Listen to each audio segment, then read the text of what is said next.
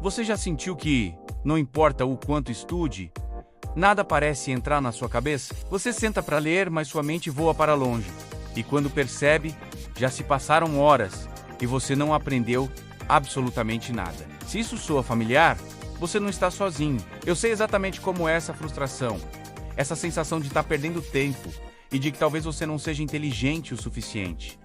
Deixa eu te contar uma história. Durante toda a minha vida escolar, eu era aquele aluno mediano, tirava notas suficientes para passar, mas nunca me destaquei. Quando cheguei na faculdade, o baque foi enorme. A quantidade de matéria era gigante, os professores eram exigentes e eu simplesmente não conseguia acompanhar. Eu passava noites em claro, com pilhas de livros e apostilas, mas meu cérebro parecia uma peneira. Eu lia a mesma página 5, 10 vezes e no dia seguinte era como se eu nunca tivesse visto aquilo. A ansiedade começou a tomar conta. Eu via meus colegas discutindo os assuntos com facilidade, enquanto eu me sentia um impostor, alguém que não pertencia àquele lugar. Cheguei a pensar em desistir, em trancar o curso. Eu me convenci de que eu era o problema, que eu não tinha a capacidade necessária. O ponto de virada aconteceu numa tarde, depois de mais uma prova desastrosa. Eu estava arrasado, sentado na biblioteca, olhando para os livros com raiva. Foi quando um professor, um dos mais rigorosos, me viu ali e sentou ao meu lado. Ele não me deu um sermão. Ele simplesmente perguntou: "Como você estuda?" Eu descrevi minha rotina caótica. Horas a fio tentando absorver tudo de uma vez, sem pausas, sem planejamento, movido a café e desespero. Ele ouviu com paciência e depois disse algo que mudou tudo para mim: "Você não está estudando. Você está lutando contra o seu cérebro." A concentração não é uma questão de força de vontade, é uma questão de estratégia. Aquela conversa foi um divisor de águas. Comecei a pesquisar loucamente sobre neurociência, psicologia da aprendizagem e técnicas de produtividade. Descobri que o cérebro humano não foi feito para focar em uma única tarefa por horas a fio, sem descanso. Entendi que a multitarefa é um mito que só destrói nosso foco. E o mais importante, aprendi que a concentração é como um músculo. Você precisa treiná-la, com os exercícios certos e com o descanso adequado. A partir daí, minha jornada de estudos se transformou. Eu não me tornei um gênio da noite para o dia, mas pela primeira vez, eu senti que tinha o controle. As notas melhoraram, a ansiedade diminuiu e o mais incrível, eu comecei a gostar de aprender. Hoje, eu quero compartilhar com você as estratégias que me tiraram do fundo do poço e me transformaram em um estudante que aprende de verdade. Não são fórmulas mágicas, mas sim passos práticos, baseados em ciência, que qualquer pessoa pode aplicar. Se funcionou para mim, que me considerava um caso perdido, eu tenho certeza de que vai funcionar para você. A primeira coisa que você precisa fazer é preparar o seu ambiente. Isso parece óbvio, mas quase ninguém faz direito. O seu local de estudo precisa ser um santuário. Isso significa zero distrações.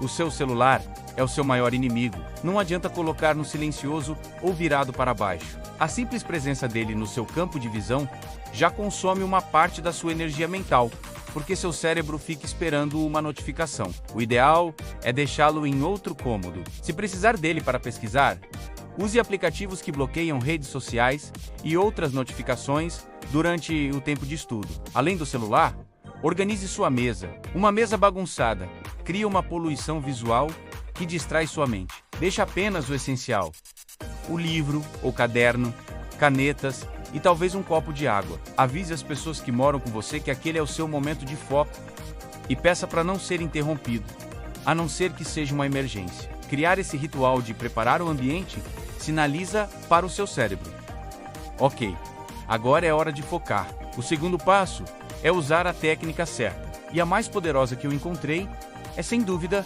a técnica Pomodoro. É ridiculamente simples, mas genial. Você ajusta um cronômetro para 25 minutos e durante esse tempo se dedica a uma única tarefa com foco total, sem interrupções. Quando o alarme tocar, você faz uma pausa de 5 minutos. Levante-se, alongue, beba água, olhe pela janela, mas não pegue o celular. Depois da pausa, mais um bloco de 25 minutos de foco. A cada 4 blocos desses, você faz uma pausa mais longa de 15 a 30 minutos. Por que isso funciona? Porque transforma uma tarefa gigantesca, como estudar para a prova de cálculo, em pequenas metas gerenciáveis, como focar em resolver exercícios por 25 minutos. Isso combate a procrastinação e treina o seu cérebro a manter o foco por períodos curtos e intensos, o que é muito mais eficaz do que tentar estudar por 3 horas seguidas. Terceiro, defina metas claras e específicas para cada sessão de estudo. Nunca sente para estudar com um objetivo vago como vou estudar história. Isso é uma receita para o desastre. Em vez disso, seja específico. Por exemplo, hoje, vou ler o capítulo 5 do livro de História e fazer um resumo de uma página sobre as principais causas da Revolução Francesa. Quando você tem uma meta clara, sua mente sabe exatamente para onde direcionar a energia. Você tem um ponto de partida e um ponto de chegada. Ao final da sessão, você pode marcar essa tarefa como concluída, o que libera dopamina no seu cérebro, um neurotransmissor ligado à motivação e ao prazer. Isso cria um ciclo positivo. Você cumpre uma meta, se sente bem e fica mais motivado para cumprir a próxima. A quarta estratégia é cuidar do seu corpo e da sua mente. Você não é uma máquina. Dormir bem é, talvez, o fator mais crucial para a consolidação da memória e para a capacidade de concentração. Se você sacrifica o sono para estudar, está dando um tiro no próprio pé durante o sono. O cérebro organiza as informações que você aprendeu durante o dia e limpa as toxinas metabólicas. A maioria dos adultos precisa de 7 a 9 horas de sono de qualidade. Além do sono, a alimentação importa. Evite comidas pesadas e ricas em açúcar antes de estudar, pois elas causam picos de energia seguidos de uma queda brusca, o que acaba com o seu foco. Prefira alimentos que liberam energia de forma lenta, como grãos integrais, frutas e nozes. E claro, hidrate-se. A desidratação leve já é suficiente para prejudicar sua função cognitiva.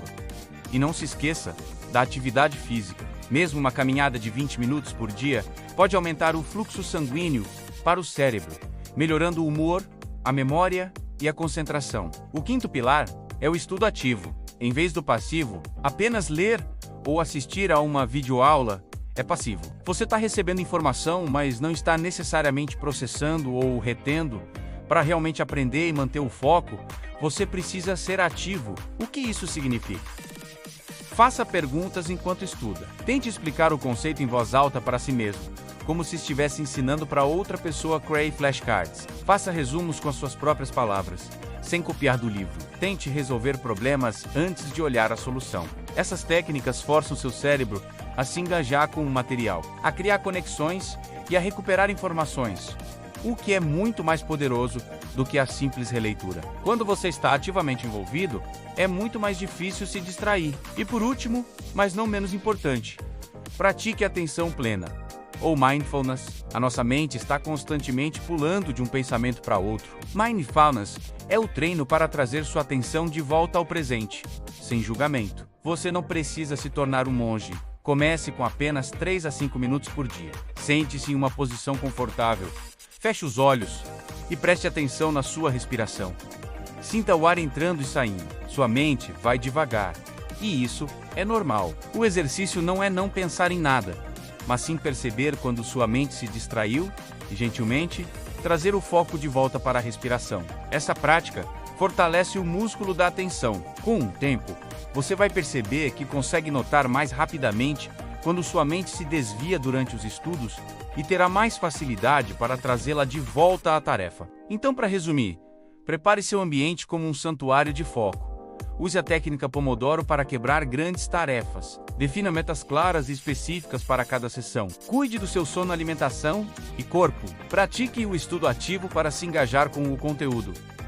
E treine sua mente com mindfulness. Lembre-se da minha história. Eu achava que o problema era eu, que eu não era capaz. Mas o problema não era minha capacidade.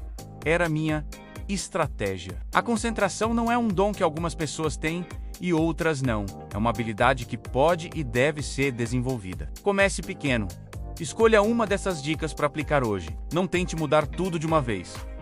A consistência é a chave e seja gentil com você mesmo. Haverá dias em que a concentração será mais difícil. E tudo bem. O importante é não desistir e continuar praticando. Você tem total capacidade de aprender o que quiser.